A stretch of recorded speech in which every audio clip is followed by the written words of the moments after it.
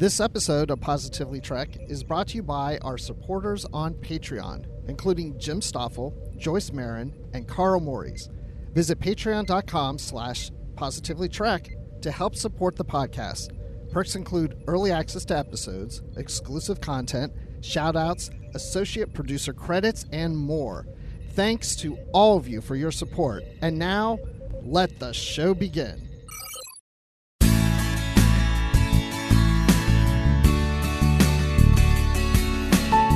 Welcome, everyone, to a special episode of Positively Trek. I say special. This is just, our flagship show. It's nothing particularly special about it. I just happen to think every episode that I get to sit down and talk with Bruce Gibson about Star Trek is special to me. So, welcome, everyone, to this episode. I'm Dan Gunther. With me, as I mentioned, is Bruce Gibson. Bruce, how are you doing today? I'm doing great. I'm so glad to be here for this special episode of Positively Trek because it's always special to talk to you, Dan. Aw, that's so sweet. Isn't that special? Doesn't it remind you of the church lady? Wasn't that special? That's how we should end every episode, just the clip of that.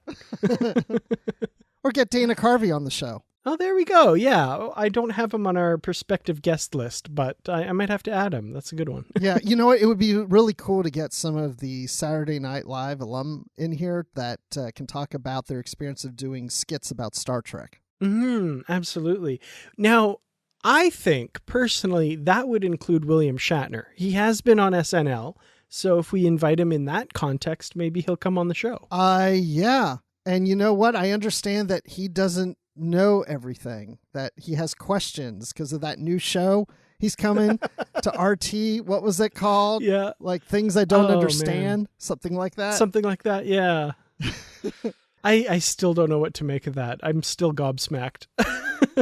I hope I remember to watch it. I need to make a note. I was going to make a note and I forgot, but I want to see that. Yeah, for sure. Well, I don't get RT where I live, so you'll have to kind of report on how that is when it comes out, because I'm really curious. We'll have episodes where I review each episode of that show as a special, another special episode of Positively Trek. I love it. I love it.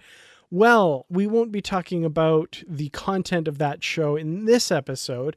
In this episode, we're talking about the latest news and information from the Star Trek universe, and there's a bit this week. Now, full disclosure, I do have to say, we're recording this episode a little earlier than usual. So we're recording this on Wednesday, July the 7th, so just about a full week before it comes out. So, of course, what's going to happen is there's going to be a trailer drop this weekend or some big, huge news about some development from Star Trek Discovery or Strange New Worlds or Prodigy or Picard. Because, yeah, we're putting it out there in the universe. That's going to happen because we're not going to be able to talk about it on this week's episode. So, yeah, think about it, guys. In the past 5 days or so, we don't know that exists as we're recording. No. So put that all out of your heads. Wait till another episode comes out, and then we'll talk about all that great, wonderful stuff. I'm really looking forward to that new series they just announced the other day. Oh, absolutely, yeah. Oh, and the movies?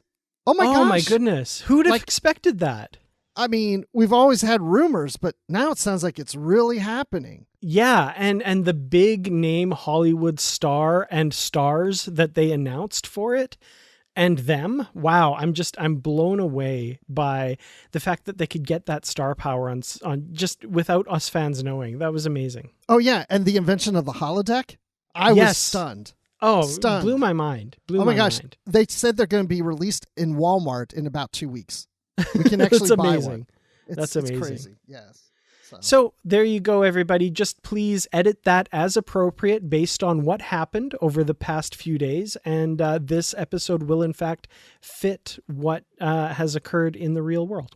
Yeah, I don't want to freak anybody out who's like, wait. Are they serious? Is there a new movie? Is there a new series? No, there's not. Unless something has been announced, but no, don't worry about it. Yeah, that's true. No word on any continuing current movies other than what we've already learned so far, the kind of back and forth about that sort of thing. But speaking of Star Trek films, there's some work being done on an old movie which is pretty interesting. So this stumbled across my desk here when I was looking up Star Trek news. And Bruce, I think you said something similar where you'd seen this announcement of a new 4K set of Star Trek films coming out. But shortly after that, there's another announcement that the director's edition of Star Trek The Motion Picture is going to be remastered and restored for a future 4K release. Wow. I mean, right? There have been some rumors of this. I thought it might happen, but honestly, the director's cut is the preferred cut for me to watch the motion picture. I don't mind watching the original theatrical cut, and I just rewatched it not that long ago, but I do miss the director's cut when I watch the theatrical. It's just tighter. I like the special effects that have been added and the additional scenes it's needed in there. So I really enjoy this and was hoping we would get a new version that would work not just in HD, but in 4K. Absolutely. And so this is pretty cool. The StarTrek.com released this statement, and this really cements it. So they say Paramount and Paramount Plus are excited to announce that a full restoration of the director's edition of Star Trek The Motion Picture has been greenlit. The restoration will be undertaken by producer David C. Fine, restoration supervisor Mike Mattisino, and visual effects supervisor Darren R. Doctorman, all of whom worked previously with director Robert Wise. The film will be prepared for presentation in 4K Ultra HD with Dolby Vision, high dynamic range, and a new Dolby Atmos soundtrack. And this is the key part here. The restoration is expected to take 6 to 8 months and will launch with an exclusive window on Paramount Plus. So this news that we're going to talk about of this 4K Blu-ray release, that's not this. So don't buy that expecting that the director's edition of Star Trek The Motion Picture will be in there. This is a future release that's at least 6 to 8 months down the line and will be released on Paramount Plus initially, and hopefully later also on physical media as well. So this 4K box set, like you said, it's just the theatrical version being released in 4K. And then this one, the director's cut, will be approximately about another year later. But I'm just so stoked that they're actually working on this. You know, I was hoping when I first saw this announcement, it would be like, we've been working on this in secret for the last year, and here it is. But no such luck. It's coming, though. That's so exciting. I love living in America because this is where I was born and raised. But I'll tell you, one of the reasons I love this country is because I know that whatever is released on Star Trek, I'm going to see it on Paramount Plus. So I don't have to worry. But then I think about people like you, Dan, who do not live in this country. And it's like, how are you going to see it? I mean, if it comes out on Paramount Plus, what's going to happen in Canada? Is it going to be on anything? I don't know. That's a great question. I hope it's released somehow here. I'd love to see that in 4K or even just HD. The previous director's edition was only ever available on DVD. So, just a little side note, a bunch of my friends we had come over to our house regularly. This was before the COVID times, and we watched all of the Star Trek films over the course of a few months. And it didn't matter that every single other movie we watched in Blu-ray high definition, when it came to the motion picture, I took out the standard definition DVD of the director's cut because, like you, it to me is the definitive edition of this movie. So while we do have to wait a while for the director's cut of the motion picture, we do, like we talked about, have this 4K release of the first 4 Star Trek films, which is an odd choice. So it's the motion picture through The Voyage Home, I guess, in the set that's coming out in September of 2021. Now, I do have to say the cover art for this set is absolutely gorgeous. And I mean, I'm not going to buy it just for the cover art or anything like that, but they did do a nice bit of art for this release. Yeah, I like how we see Kirk in his motion picture uniform. We see Spock in the motion picture uniform. And with them standing there is McCoy in his maroon Wrath of Khan Onwards uniform. So I've never seen those uniforms standing side by side together like that. My favorite is Sulu in his just civilian wear at the bottom with his arms crossed. That's my favorite bit. Yeah, you know what? Sulu's got his arms crossed next to Khan, who's got his arms crossed. Like they're hanging out together like, yeah, we're bad. The two of us are bad together. Yeah, absolutely. And we've got a giant Decker and Ilea looming over the hills of San Francisco there, which is kind of fun. I didn't know they were giants, but I guess when they merged, they could be just about anything they wanted to be. That's true. That's true. But yeah, no, all joking aside, I love this bit of art. I would love this as a poster somewhere on my wall. Yeah, I can see that. It's, sometimes don't you just want to buy it just because you like the cover? Sometimes, yeah. I can't justify it, but sometimes in the back of my head, that would be cool. Yeah. And, we're going to get to a book cover here later in the show, but sometimes I do judge a book by its cover because I look at that cover and I go, I want that book because the cover looks so good. So when I look at the jacket art of something like this, it makes me want to buy it, but I'm not going to because I don't need it. Well, another bit of Star Trek that I'm really looking forward to that we won't be getting, unfortunately, this year, but we will be getting it next year, is Star Trek Strange New Worlds. And just today, as we're recording this, Anson Mount, who plays Captain Christopher Pike, tweeted something interesting, and he said, "Last episode of season 1 starts shooting today. Old school fans are going to be very excited to see what we're trying to pull off with this one. Getting to do many things I've never attempted as an actor. So much fun." And then, of course, with the hashtag Star Trek Strange New Worlds. So, wow, what could this be alluding to?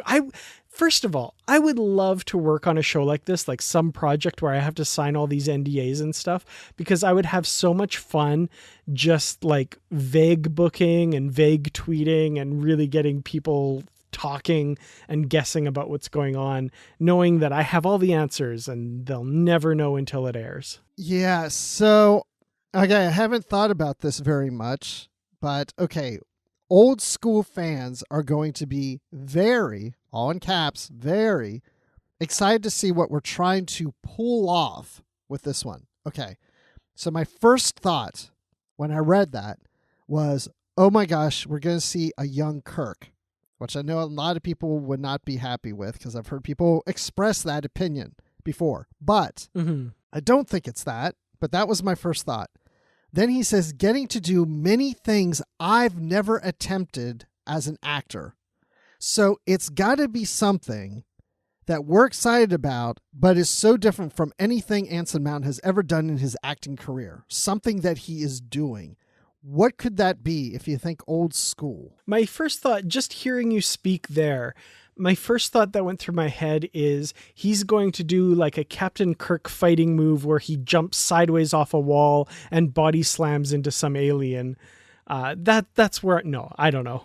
That's kind of where my mind went, where he's like, oh, he's never attempted this and old school fans are good. I don't think that's it, but that's what went through my head. That's a good one. Doing the Kirk Fu is what you're saying, right? Absolutely. And I hope they have Dayton Ward as an advisor with his book there for that stuff. Oh, I was hoping that Anson Mount would take down Dayton Ward. I thought that would be interesting. Use the moves that he learned from Dayton on Dayton. That would be really interesting to me. What if they both did that jump at the same time and they just hit each other's feet and they fly off of each other? I'm pretty sure the universe would implode at that point. I think the sheer power of the Kirk Fu move at that point would cause like a quantum singularity that would collapse the entire universe. Mm-hmm. I don't know why. I'm thinking of water. I don't know why. I'm just, for some reason, I'm thinking he's doing some kind of weird water scene. I don't know why that came to my mind. But that to me comes as something he's never attempted as an actor. Yeah. But maybe acting, maybe it's not about what he's like something as an actor. Maybe it's something about his portrayal. Like he's portraying, maybe they've gone through their deadly years, for example. You know, he's never that could be. played an aging person, a quickly aging person, or the reverse. Could be like the animated series. He is getting younger, and then we see baby Anson Mount. That could be. I don't know why they would have Anson Mount play the baby. No, I'm just kidding. But they would CG him as a baby. I love it. Ultimate de-aging technology. Yeah, for sure.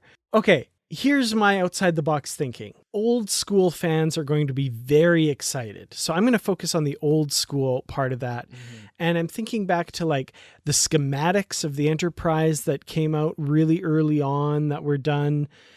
So my thinking is there's a pivotal scene in the final episode of season 1 of Strange New Worlds that takes place in the ship's bowling alley. Oh, cool. I like that. Oh, yep. I'm sure that's what it is. I love the idea of seeing aspects of the ship we've never seen before in any Star Trek before. That would be cool. Like, just a swimming pool, for example. And like you said, like a bowling alley, or, they have a ballroom and they're all ballroom dancing. I don't know. For some reason, sorry, when you said ballroom, I pictured like a ball pit, like a play place that kids play in. Yeah, they're all jumping in the balls. I like that. Spock is going, bazinga. Oh, man. But, or they have a disco, who knows what they do. Well, we saw some kind of disco type stuff in Discovery in a way, but I don't know. Yeah, getting to do many things I've never attempted as an actor. Maybe the two aren't really related, though. Yeah, I don't know. But really fascinated by this. I love the calling out of old school fans. They're going to be very excited. I think we're in for some really fun surprises. I think, honestly, anything we've guessed is probably nowhere close to what's going on. But I'm looking forward to that moment when we watch the show and kind of go, oh, that's what he meant. That's so cool. We have to bookmark this tweet so we can go back to it when we watch the last episode of season 1. And maybe we play a clip of this conversation so we can just laugh at how stupid we were. Or we're amazed that we actually were on target on one of those. Yeah, totally. Bowling alley. I'm holding out for that. I'm pretty sure that's it. It really could be, because as an actor, he probably has not done a bowling scene. So yeah, that could very well be. He could play one of the pins for all we know. Well, speaking of tweets and other social media where we learn stuff about Strange New Worlds, there was another one, and Trekcore.com alerted me to this with their tweet about it. But they had a picture of the new dedication plaque for the Enterprise from Strange New Worlds. This was revealed by series director of photography Magdalena Gorka on her Instagram stories, and I'll have a link to that as well, to her Instagram account. But this gorgeous bronze plaque for the Enterprise. Now, we saw the dedication plaque for the Enterprise in season 2 of Discovery, and it was kind of that gray, metallic, slate-looking thing. But they've changed it so it's closer. It better matches the dedication plaques that we've seen in the original series. It doesn't match it perfectly. It doesn't look exactly like it, but it is this beautiful, gorgeous bronze finish to it. With the delta on it is no longer like the split delta like we saw in Discovery. Instead, it's the whole one with the little slash going through it. My favorite part is the original dedication plaque said Starship Class. This one says Starship Class, Constitution, which I think is brilliant. It is, because it's not just the Starship Class. We know that it's a Constitution class starship. We've now just rearranged the words, but the original plaque did say Starship Class. Now we're specifying which of the classes it is. Like the later dedication plaques we get, it has names of all the production people and stuff. And of course, at the very bottom, place of honor, Commander-in-Chief Gene Roddenberry. So that's always a nice touch. I always like that. Well, then it has the tag at the bottom that says, to boldly go where no one has gone before. Now, we know in the original series it was where no man has gone before. And then in TNG, they changed it to no one. Mm-hmm. But now in this era, we are using the TNG version of no one. And that was on the original plaque that was used on the Enterprise in the Discovery series. Now, did we see that plaque very well on screen Or did we just see close-up images online? I think it was pretty well visible on screen in those opening moments when Pike first walks on the bridge. I think in the second last episode of the season, that's when we finally get to see the Enterprise bridge. I'm pretty sure, I don't know that there's any close-ups that I recall, but it is pretty clear in frame. And with high definition, the way it is these days, you can pick out some pretty crazy details. So I think it was pretty prominent as far as I remember. So, okay, watching Enterprise or the Starship Enterprise on Discovery, we would probably notice that just says Starship class and no Constitution, but it says it now on this one, which I'm sure at some point we will see that on screen. Oh, for sure. Yeah. And there was that report a while ago where they said that some of the elements of set design and uniform design had been changed a bit from what we see in Discovery. So this is kind of our first glimpse at what some of that might look like. And if this is any indication, I mean, it's one little thing to kind of extrapolate from, but it does feel like they're making efforts to bring it just a little bit more in line with what we've seen in the original series, at least with the aesthetic and the materials used and stuff. Well, I'm just really interested to see the uniforms because it does sound like we've heard that they've made some changes to it. Nothing significant. But the collars are more in line with the style of the Discovery uniform collars, but of course black to match the color used of the collars on the original series. I just wonder if that style of collar will match more of what we saw, not just on the original series, but even in the Kelvin Timeline movies. Or in the cage and stuff as well, because that was slightly different from the original series as well. That's possible too, yeah. Yeah, I'm expecting they're not, like you said, they're not going to be significant changes, but it'll be fun to kind of get our little nerd glasses out and looking at all the little tiny things they've changed, because that's always been a big part of my fandom, obsessing over the little tiny details, and I'm glad to be able to do that a little bit more now too. But then how do you work it all together? You know, are we going to make everything look more closer to TOS, the uniforms and the bridge, so that you could say, yeah, over time, yeah, then it kind of blends into that series better? Yeah, could be for sure. I mean, it's never going to match exactly, and I'm not going to ever expect it to, but I like that they're kind of paying homage and moving in that direction a little bit. At least that's what it seems like with this little tiny data point we have here. I agree. I'm fine with it not matching exactly, but honoring it and respecting it and coming somewhat close to it, but more of an updated look and a more higher production look. And I mean, I already didn't have many complaints about the way the Enterprise and its bridge looked in Discovery. I thought it was absolutely gorgeous.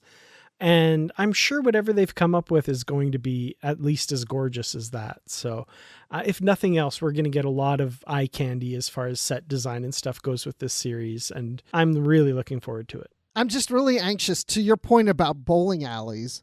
I mean, I think that would be cool to see a bowling alley, but I really do want to see different aspects of the ship that we've never seen before. And like I said, in any series, I think that would be really interesting, because now you're just exploring and expanding that whole starship, because the starships are big. We tend to see kind of the same areas all the time: the bridge, people's quarters, a conference room of some type, the turbolifts, engineering, sick bay.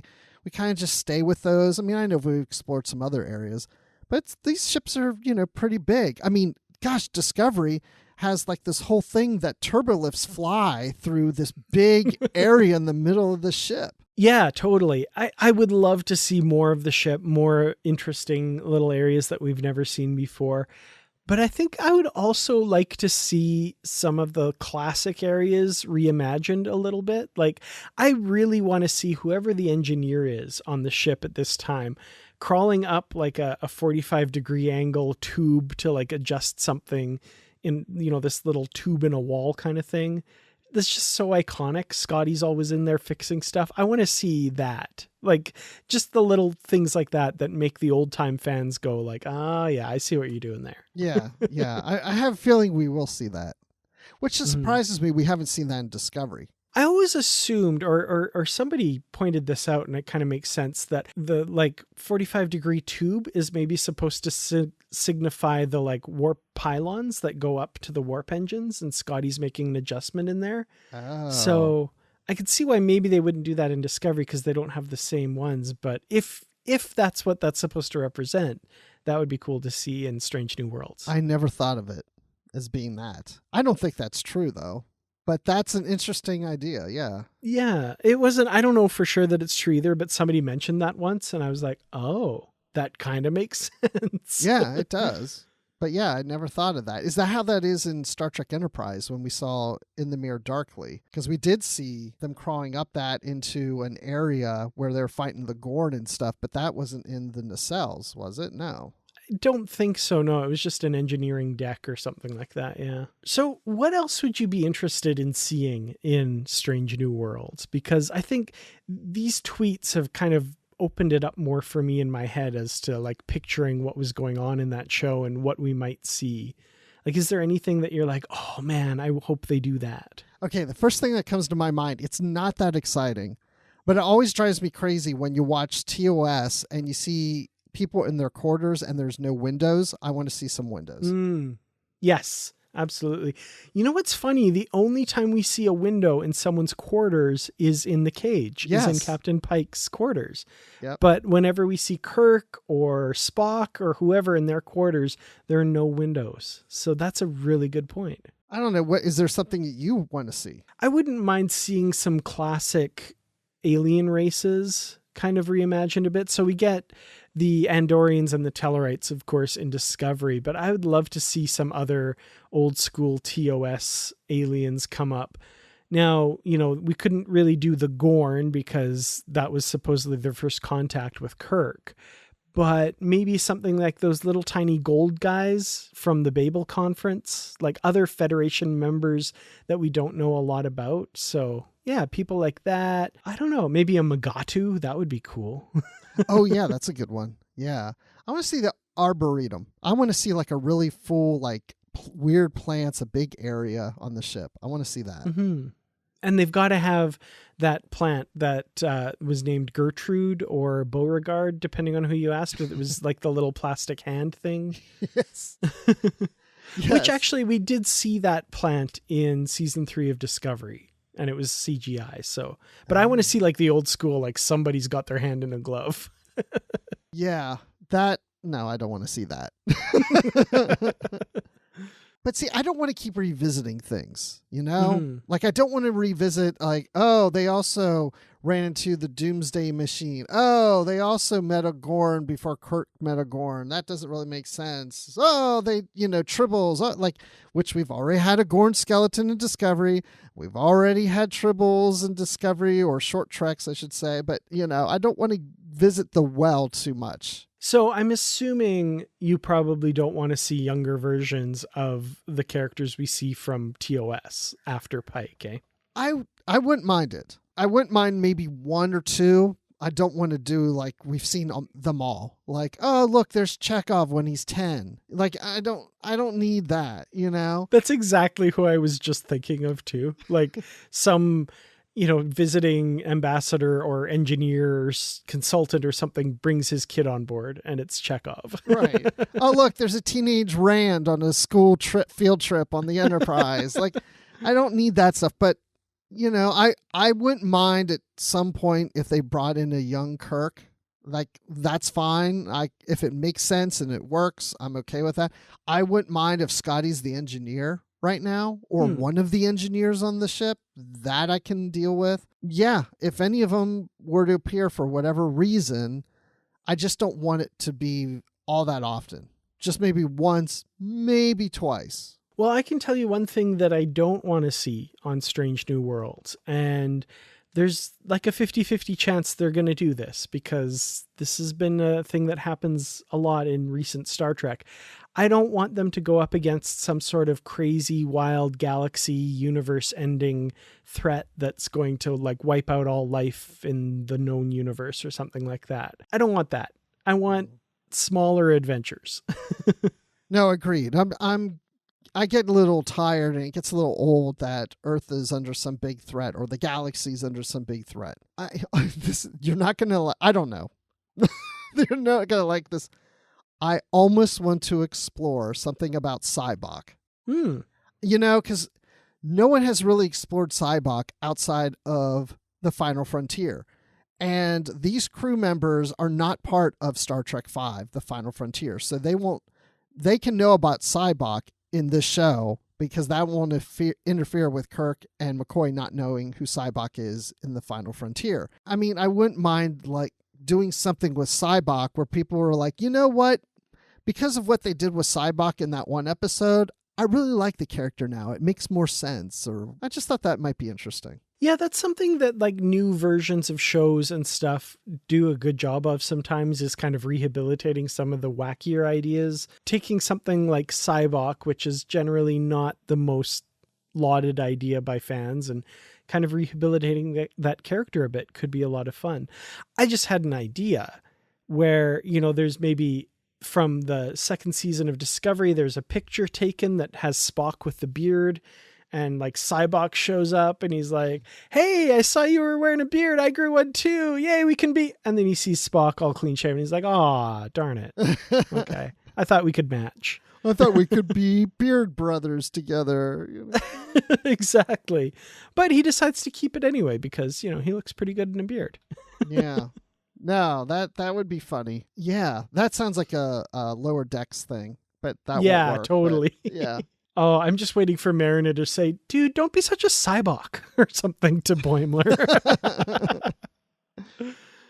Well, to close out today's episode, I do want to share a bit of book news that actually came out last week.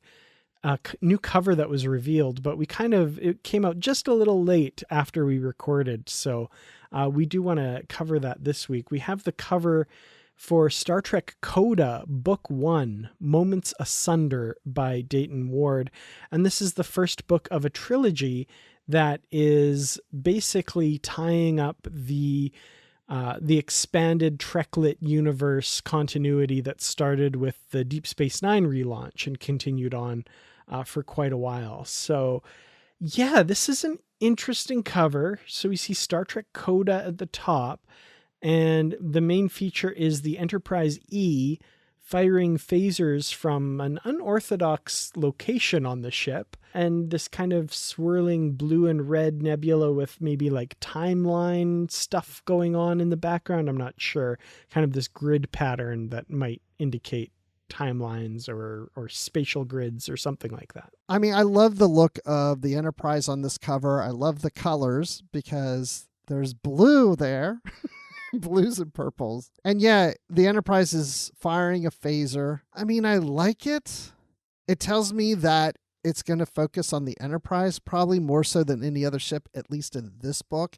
I do like the logo of Star Trek Coda. I find it interesting that they're using the style of font for Star Trek as was established in the original series, and now we're seeing used in Discovery and of course Lower Decks, and I'm expecting we'll start to see that in the second season of Picard. But the most recent novels in the 24th century have not really been using that old style, which is now the style logo of Star Trek. I wonder, and we'll link to an article on the Trek Collective, one of my favorite Star Trek websites, by the way.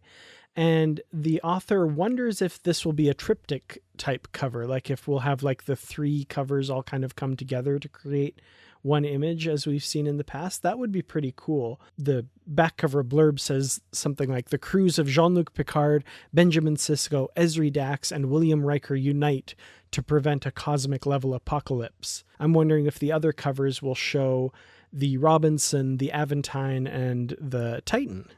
Okay, so I hadn't thought about that. I am almost convinced that that's what's going to happen, that you could put these three covers together, because if you look at this cover, the right side of the Enterprise is a bit cut off. We've got room on the other side, but for some reason, the edge of the book cover is cutting that off. But I can see that, yeah, we could see that little piece of the hull on the next cover with the other ships. And if that's true, then that you can put these together and see all the ships together, then to me that would also indicate that this book probably doesn't just focus on the Enterprise. It's just that this cover does, because when you put them all together, you get all the ships that are represented in all three books. And also, if you look at the lines that kind of create a semicircle, we're seeing like the left side of it. Yes. And there could be more of that continuing on. This is going to be, I think, pretty epic. I'm really looking forward to this. Kind of bittersweet, though, because it's going to be tough to say goodbye to that continuity. But I'm really curious to see how they're wrapping it up, because I love that they're not just ending it and it's done and like we're moving on. You know, they're crafting this story that's designed to kind of wrap it up. So I love that we get this coda, basically, to the Treklit universe. And I like to think that we're not done in this continuity, that there may be references in other books that come out that somehow, touch on this continuity. If this is another timeline or whatever it is established in relation to the continuity we're getting with Star Trek Picard, if the books start focusing more on that new continuity, there's no reason why there couldn't be some book where the Riker of the new continuity sees the Riker of the other continuity, and we're getting that blend. So there could be some revisits at some point. Yeah, and like you say, even just small references I like we got the reference to the Robinson in James Swallow's novel. So yeah, like the little things that they've created here could still spawn interesting stuff in the prime regular continuity universe, whatever you want to call it. And these books are always around. There's so many of Absolutely. them. There's so many of them that, it's worth a reread if you haven't reread them. I mean, we've been doing that. We've reread a lot of these books, and there's enough there. It's not like, oh, this was a 6-book series or a 10-book series and all we got was 10 books. We've got dozens of them in this continuity. I mean, it has to end at some point. We're not going to go 50 years down the road and we're still in this continuity. Yeah. It was going to end eventually. Yeah. And regardless, we'll talk about any and all of them here on Positively Trek in our book club episodes. So, yeah, that's still a thing. Absolutely. And we'll see how this plays out. I'm anxious to see how they handle it in Coda, because I don't want, and I've mentioned this before, I'm hoping that it's a very unique way of blending these continuities in some manner, as opposed to just saying, oh, it's an alternate universe. I mean, more likely that's probably what they're going to do, but I almost want to go, oh, I didn't see that coming. That's interesting. I just assumed it was another timeline, but it's not quite that. Yeah, I'm almost counting on that. Like the way these authors have talked about this, I feel like they've come up with something which, may ultimately turn out to be something of a parallel reality or different timeline. But I think they're going to do it in an interesting enough way that it doesn't feel like just that. It's going to be something special, I think. And we haven't seen the supernova played out at all in the Litverse, where it's played out years before the supernova occurs in the current continuity. So I have a feeling there's a play there. Well, we want to hear from our listeners. What do you think of anything we've talked about today, including the Star Trek Litverse? What are your expectations for how they're going to wrap that all up? And what do you want to see in Star Trek Strange New Worlds? We'd love to hear from you. Please reach out to us. You can reach us positivelytrek@gmail.com. We'd love to hear your thoughts and read them on an upcoming episode as well. Well, you can reach out to me on Twitter. I'm at Kertrats. That's Kertrats. You can also find me on youtube.com/Kertrats Productions and in the Positively Trek discussion group, which is my favorite hangout on Facebook. Just search for that and we will let you right in as soon as you agree to our rules. And guess what? You guys can find me on Twitter. I would really appreciate more follows, because I'm going to tell you why. And I mentioned this probably a couple months ago. I am just shy of 1,000 followers on Twitter, and I don't care. But every time I look, it's like 995, 993, 997, 993. I cannot break 1,000. It's taking me months. It's just hovering right there. And so I beg of you to help me just see what a 4-digit follower number looks like on my account, even if it's brief and I drop back down. Just follow me on Admiral_Rex. Like, you get nothing for that except that I'm happy. It's so stupid and I shouldn't care, but I just look at that and I go, gosh, when am I going to break 1,000? It's pitiful. It really is. Especially when I look at my niece who doesn't do a podcast or anything, and she's got like 5 million freaking followers, it seems like. But so then you can also follow me on Instagram, where I don't hardly have any followers, at Admiral Rex. But hey, you know what? You can listen to me on other podcasts. Sometimes you'll hear me on Literary Treks or the Star Wars Report. But hey, yeah, look for me on Twitter. Well, you can also follow the podcast on Twitter at Positively Trek. And like I said, check out the Positively Trek discussion group on Facebook. And I would like to take this moment to thank you so much to our Patreon supporters. Thank you for all of your help. If you're able, we'd really appreciate the support. And thank you all to everyone who has already supported us. Thank you so very much. We'll see you in the next episode. Until then, as always, stay positive.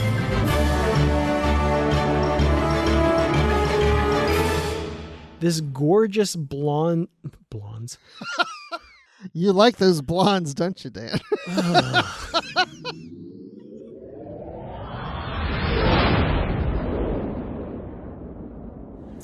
Well, isn't that special?